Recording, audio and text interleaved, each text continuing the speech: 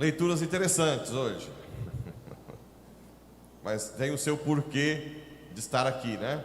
Vamos cavar então por trás dessas leituras o que é que a igreja quis nos passar de importante. A leitura de Gênesis é uma profecia messiânica da vinda do Messias. Jacó, que teve os 12 filhos, as tribos de Israel, disse à tribo de Judá que o cetro do poder sairá desta tribo, o leão da tribo de Judá. E aqui no Evangelho prova que realmente de Judá veio José, esposo de Maria.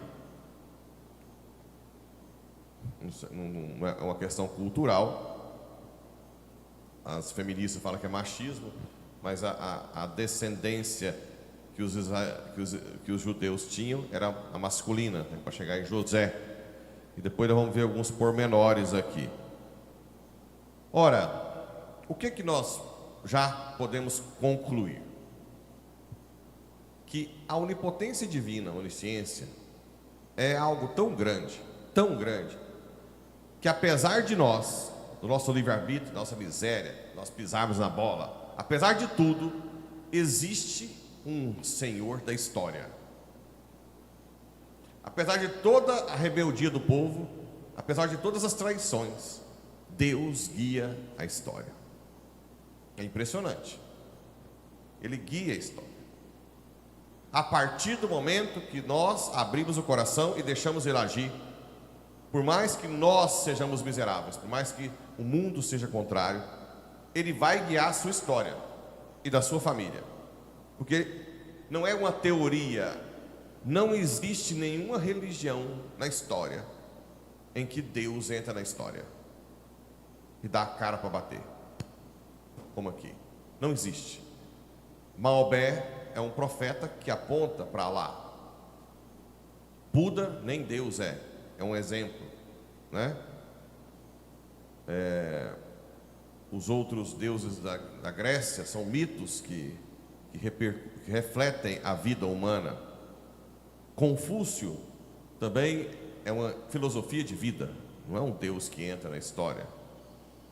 A única religião que Deus entra na história, e está aqui, o que teve de pesquisadores, né, que tentaram provar que a Bíblia é falsa, que os cristãos estão sendo enganados, ninguém nunca conseguiu provar. Ninguém nunca disse com certeza Jesus não existiu, Jesus não é Deus. Então, como eu disse anteriormente, o ecumenismo, ele não é cirandinha para dar as mãozinhas a todas as religiões. O que nós temos que fazer? Um diálogo com todas as religiões, e nós vamos apresentar Jesus como um Deus que se encarnou. E a pessoa vai ter que provar que esse Deus não se encarnou e que ele não é Deus. Porque se ele é Deus, o cristianismo não é uma simples religião. O que é religião? Religare. É a busca de Deus pelo homem, que pode ser de diversas maneiras. Aprendam isso, prestem atenção. Religião é o homem que busca Deus com aquilo que ele tem. O que os nossos índios tinham na época, antes da descoberta, antes dos portugueses chegarem aqui? Esse desejo infinito de viver para sempre, de buscar algo superior diante da nossa limitação e miséria, faz com que o ser humano busque o superior, o grande. O que os índios tinham de grande que eles veneravam como deuses? Sol, trovão, não é assim? Que são coisas que eles não conseguem dominar. Então o homem tem desejo de Deus, faz parte do DNA do homem buscar um Deus diante da sua limitação. Em outros lugares tem o budismo, o shintoísmo, o hinduísmo na Índia, que tem seus... Onde você vai tem o islamismo. Então são várias, existem religiões antigas, porque o homem, desde quando foi criado o homem, ele busca Deus. Agora, se eu mostro que Deus se encarnou, o cristianismo não é uma simples religião a mais. O que é o cristianismo? A resposta de Deus a todas as religiões, concordam? Não é mais o caminho do homem que busca Deus com as coisas que ele tem.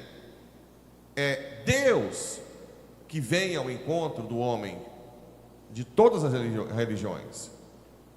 É Ele que se encarna para dar resposta a tudo. Por isso que a Igreja Católica não destruía as outras religiões. Ela fazia o contrário. Ela fazia as religiões chegarem até Cristo pela busca que ela tem. Como chega no índio, esse trovão, o sol mesmo é Cristo que ilumina. O trovão está submisso a Cristo. Todas essas maravilhas da natureza estão submissas a Cristo. O que Paulo fez lá na Grécia? Vocês fazem culto a um Deus desconhecido. Eu vou pregar esse Deus desconhecido. Esse Deus criou tudo do nada. Todas as coisas são criadas por Ele. Então você usa a busca de cada região. Você vai ver muitos templos antigos na Turquia, na Europa, em que a igreja não arrancou dos templos pagãos as suas imagens no chão, porque o intuito da igreja de Jesus Cristo não é destruir a busca do homem, é fazer aquela busca. O Panteão em Roma, também o Deus Sol foi colocado, a igreja ensinou que o Deus Sol era Cristo. Depois o Panteão virou uma igreja, católica. Então a igreja católica, se você for no Castel Gandolfo, onde o Papa antigamente fazia suas férias de verão, hoje o Francisco não vai, hoje pode ser visitado, virou um museu para ser visitado. Se você for no jardim do Castel Gandolfo, você vai ver lá estátua de Netuno, de deuses gregos. Mas o que está fazendo isso? Porque o Papa não tem função, não quer destruir a Igreja Católica, não quer destruir a mitologia grega, quer dar um sentido maior, mostrar que você pode entender aquela cultura, aquela busca de um Deus, mas que agora esse Deus que entrou na história não é mais cíclico como a mitologia grega, é um Deus que tem uma história linear, um começo, um meio e um fim. Existe um Senhor da história. Então toda busca do ser humano é bem-vinda. Agora, você não pode chegar a qualquer lugar. Se você sabe que Jesus é Deus, ela é a resposta à sua busca. Então o certo é que todas as religiões cheguem até o Deus que se revela. Entenderam? Por isso que tem que ter o diálogo religioso. O diálogo não é para dar cirandinha, tanto faz. Não, olha, vamos ver então se Deus se encarnou, e vamos ver se esse que se encarnou é Deus, porque se for Deus, a sua busca tem que chegar até Ele, porque é Deus que está respondendo a sua procura. Porque na verdade é isso, quando Deus se encarna, Jesus, Ele está dando resposta a todos os seres humanos. Cabe a cada um buscar, com a sua vida de oração, ou com estudos, se realmente é Deus que se encarnou. Porque não existe outra religião que Deus se encarna. Não existe outra religião que consegue vencer o sofrimento e a morte na cruz e dar sentido. O batismo nos faz viver o sacerdócio comum, que nos faz capazes de viver o sofrimento e a morte. Eu estava lendo um texto de São João da Cruz, e ele dizia, Jesus é um tesouro, tem tesouros escondidos, inesgotáveis, mas a única forma de cavar e de entrar na porta para os tesouros da cruz é a cruz, o sofrimento. Ninguém quer passar por essa porta para atingir os tesouros maiores de Deus, quer abraçar o sofrimento. Não existe nenhuma religião que consegue dar sentido. Por que Jesus deu sentido? Porque além dele se encarnar, ele venceu a morte, venceu o suplício, o martírio. Isso ninguém fez. Ou seja, toda vez que você chega perto da cruz, tem a ressurreição. Não tem jeito. Não tem como ficar só com a cruz, mas também não tem como você fugir da cruz. Essa é Por quê? Porque é o gargalo da humanidade. O gargalo da humanidade é o que uma pessoa longe de Deus faz? Corre da dor e busca o prazer, não é isso? E o que essa pessoa que foge da dor e busca o prazer acaba tendo? Frustração, vazio, vontade de morrer. Por isso que a pessoa que tem dinheiro, rica, se frustra e deprime e suicida mais rápido. Porque aquela ansiedade que o ser humano tem de felicidade, que às vezes o cara fala, mas quando eu tiver um dinheirinho, ainda tenho a esperança do dinheirinho. E aquele que já tem o dinheiro e vai se inebriando, ele fica desesperado. Assim como a internet potencializou o suicídio, porque a pessoa tem contato com o mundo inteiro e tem um vazio para preencher, e fala com um lado, outro lado do mundo, e entra em pornografia, e faz sexo virtual, e sei lá o que mais, e vai entrando, chega num ponto que ela entra em desespero. Por quê? Porque os pais não educam os filhos de que esse desejo infinito que todo ser humano tem, que levou a todo ser humano a buscar religião, só é saciado na cruz, em Cristo. Aqui, no altar. Aqui o altar é paixão, morte e ressurreição. Só aqui nós vamos ser saciados. Lá fora é desespero total. Bem, mais alguns pontos interessantes. Vocês viram aqui que Salomão foi gerado pela esposa de Urias? Quem é a esposa de Urias? Quem Davi roubou ela, lembra? E mandou o marido para a batalha, para morrer. Um pecado gravíssimo que Deus até depois pune. E depois Davi faz o Salmo 51, piedade. E nasceu Salomão, que é da descendência de José, do Messias. Ou seja, de um pecadaço, Deus tirou na sua descendência o Messias.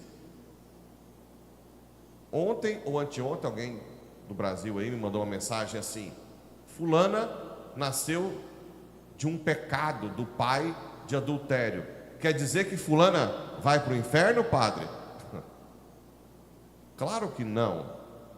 Quando a criança nasce do fruto do adultério ou de uma fornicação, de um pecado, a criança é o bem que Deus tira de um mal.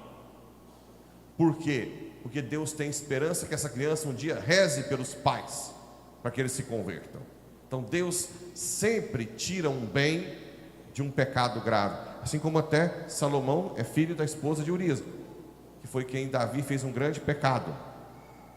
A outra coisa interessante da árvore genealógica é, quando chega em José, não fala que José gerou Jesus. José, o esposo de Maria, da qual nasceu Jesus. Isso aqui para nós é normal, mas para os judeus não. Ter que colocar a mulher, né, sair da árvore masculina que foi todinha e falar José, esposo de Maria, da qual, para eles, isso aqui só pode, é um dos critérios da credibilidade da Bíblia. Porque isso aqui não é doloroso para um judeu nato ter que fazer isso, para mostrar claramente que Jesus se encarnou em Maria pelo Espírito Santo. Ok? Então, nós temos uma religião única, que não é nenhuma religião.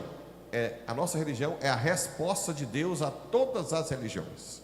Por isso nós podemos dialogar com qualquer religião para ele chegar até Jesus. Porque não é uma simples busca do homem, é Deus que vem à sua busca, é Deus que vem ao seu encontro, é Deus que responde aos seus anseios.